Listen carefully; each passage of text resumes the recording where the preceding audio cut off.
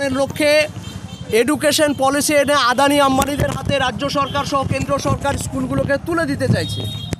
সেই দুর্নীতির সিস্টেমের বিরুদ্ধে আজকে আপনাদের এই লোকসভা কেন্দ্রের প্রতিদিন যে চোরের হয়ে রিপ্রেজেন্ট করে সেই দেবাংশু ভট্টাচার্য তিনি প্রার্থী হয়েছেন। তাই এই চোরেদের বিরুদ্ধে মূলত আমার লড়াই, দুর্নীতির বিরুদ্ধে লড়াই, কাটমানির বিরুদ্ধে লড়াই, ইলেকটোরাল বন্ডের বিরুদ্ধে লড়াই। আমরা মূলত যোগ্য যারা বঞ্চিত পশ্চিমবঙ্গের বিভিন্ন সেকশনে, বিভিন্ন শাখায়, বিভিন্ন রকমভাবে সেই সমস্ত সাধারণ মানুষের প্রশ্ন, সাধারণ মানুষের উত্তর নেওয়ার পর সংসদে পৌঁছে দেব, এটাই আমাদের উদ্দেশ্য। আজকে বাংলার নববর্ষ দিয়েই ভোটের প্রচার শুরু করলেন, দেখুন, শুভ আজকে নববর্ষ, আর আজকে রাজনৈতিকভাবে আমাদের প্রচারের তমলুক কেন্দ্রে প্রচারের শুরু, এটা আমরা খুব শুভভাবেই দেখছি। কারণ এই নতুন বছর আমাদের জীবনে নতুন কিছু নিয়ে আসুক, পালা পরিবর্তন হোক, অযোগ্যরা বাদ যাক, যোগ্যরা আসুক, তারপরে চোররা নিপাত যাক। স্বচ্ছ রাজনীতির ভাবমূর্তি নিয়ে আইএসএফ ভাইজান যে রাজনৈতিক মতাদর্শ আমাদেরকে দিয়েছেন, সেই স্বচ্ছতার মতাদর্শ নিয়ে আমরা পার্লামেন্টে যাই। এইভাবেই আজকের দিনটাকে আমি বিশ্লেষণ করব। আপনার একদিকে বিজেপির প্রার্থী হয়েছেন প্রাক্তন বিচারপতি অভিজিৎ গঙ্গোপাধ্যায়, সিপিএমের সায়ন বন্দ্যোপাধ্যায় এবং দেবাংশু ভট্টাচার্য। লড়াইটা কী হবে বলে মনে করছেন?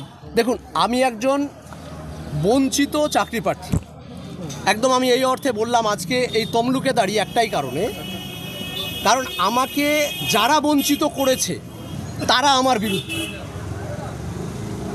যদি বলি কেন, তাহলে পরিষ্কারভাবে বলি যে বিচারপতির কাছে মামলা ছিল, তিনি চাইলে যোগ্য চাকরি প্রার্থীদের হয়ে ভালো কিছু করতে পারতেন।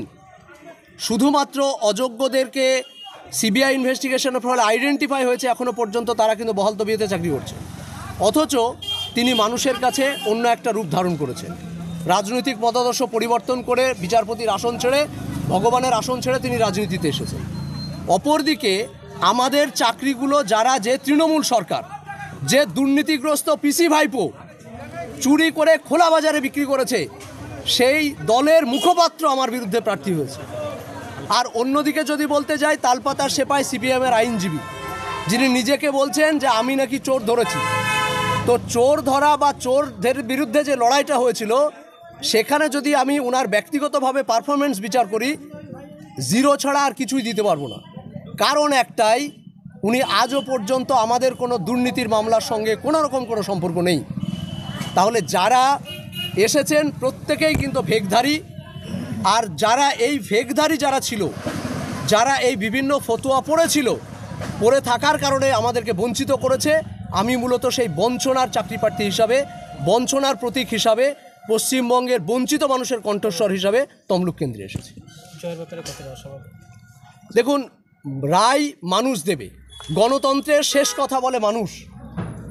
আমি পশ্চিমবঙ্গের সবথেকে বেশি সংখ্যক মানুষ বঞ্চিত, তাই বঞ্চিত মানুষের কণ্ঠস্বর নিয়ে যখন আমি বঞ্চিত মানুষের কাছে যাব, আমি আশাবাদী মানুষ তাদের দৃষ্টিকোণ থেকে আমাকে মূল্যায়ন করবেন এবং আমাকে জিতে তমলুক কেন্দ্র থেকে সংসদে পাঠাবেন।